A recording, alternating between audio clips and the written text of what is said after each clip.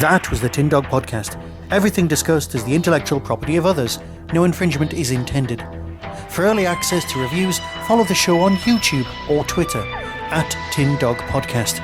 To contact the show, email tin-dog@hotmail.co.uk. The Tin Dog Podcast is a founder member of the Doctor Who Podcast Alliance.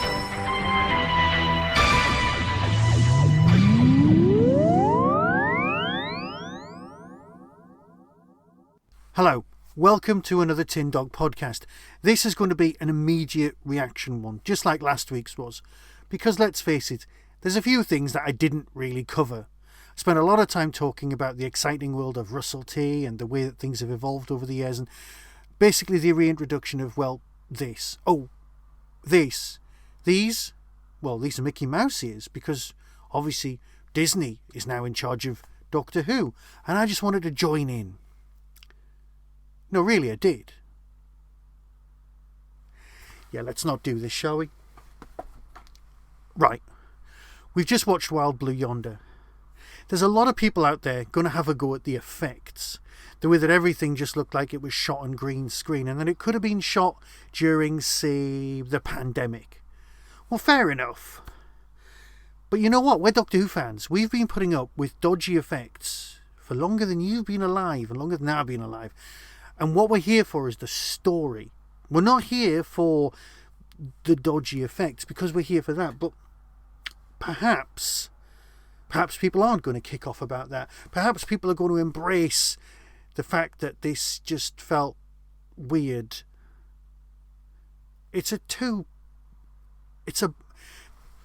not a bottle episode. People will say it's a bottle episode, but it's not. Small cast, I'll grant you that. A lot of green screen, I'll grant you that.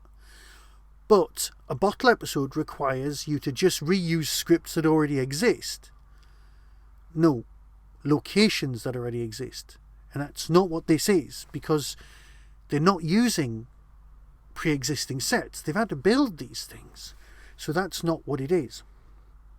Yeah, there were some dodgy effects, but if a creature was going to grow and become all John Carpenter's thing about you, that's what it's going to look like. It's going to be all lumpy. Perhaps it would have worked better on audio. Yeah, perhaps that's it. The salt business actually felt like it was going somewhere.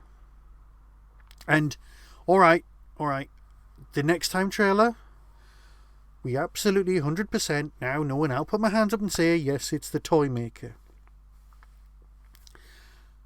Which makes less sense, but that's fine.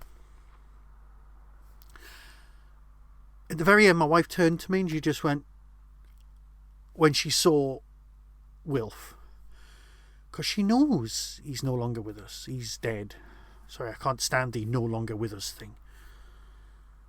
And I just turned to her and I said, it's alright. They filmed this a very long time ago. Who out there cannot say they had an instant reaction to Bernard turning up and just went, because we did. We just all went, oh God, Bernard's back. See, what's happened? I've skipped the whole episode. I've skipped taking it apart. I've skipped using the Jeffries tubes. I've skipped talking about the robot, because I just want to go, yeah, that was definitely an episode that we got through. 42 was action-based, had stuff happening, and it was all about getting from one end of a spaceship to another end of the spaceship, and stuff happened. And that was not... I don't want to be down on Doctor Who. Last week's episode was brilliant, but it was a remake of something from 1980. This week's episode was just there. And yeah, the Doctor... Oh, whoa, there's some things we need to unpack. Sorry. Like I said, I've just watched it. Flux definitely happened. The universe, something happened, and a timeless child definitely happened. Yay!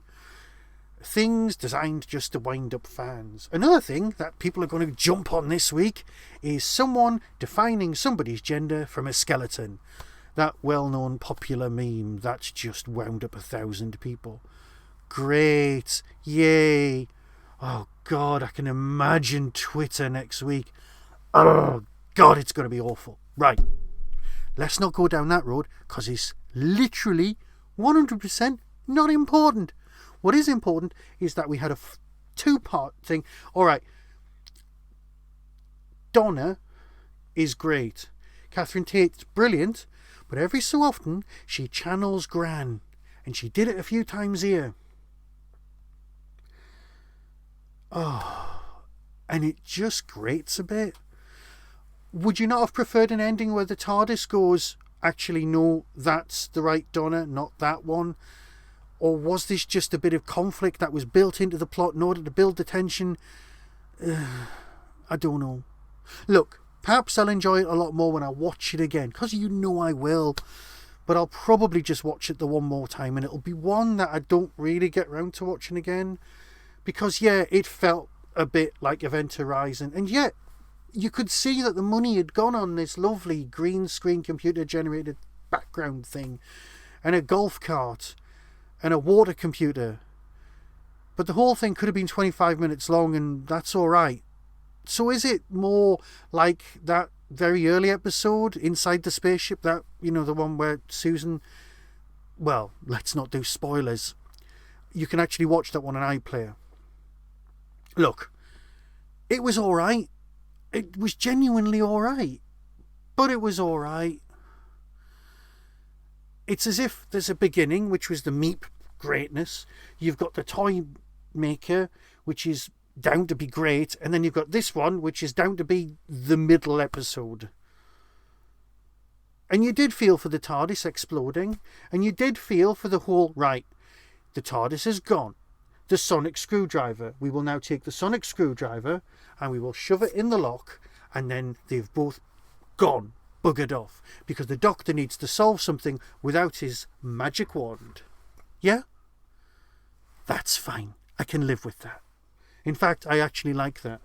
There's a nice thing about the Sixth Doctor's time where he was solving things without the sonic screwdriver, and that was good.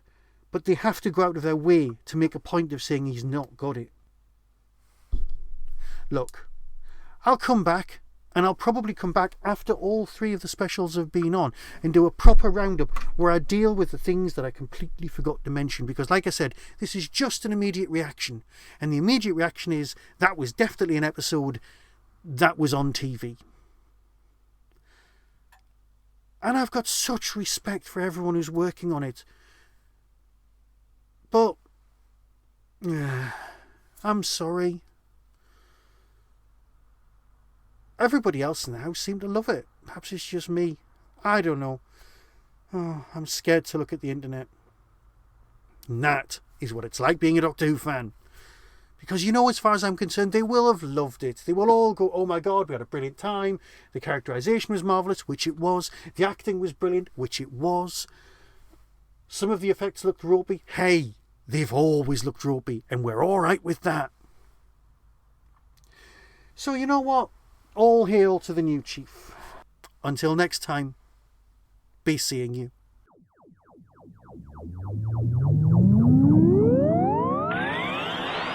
That was the Tin Dog Podcast. Everything discussed is the intellectual property of others. No infringement is intended. For early access to reviews, follow the show on YouTube or Twitter @Tin Dog Podcast. To contact the show, email tin-dog@hotmail.co.uk. The Tin Dog Podcast is a founder member of the Doctor Who Podcast Alliance.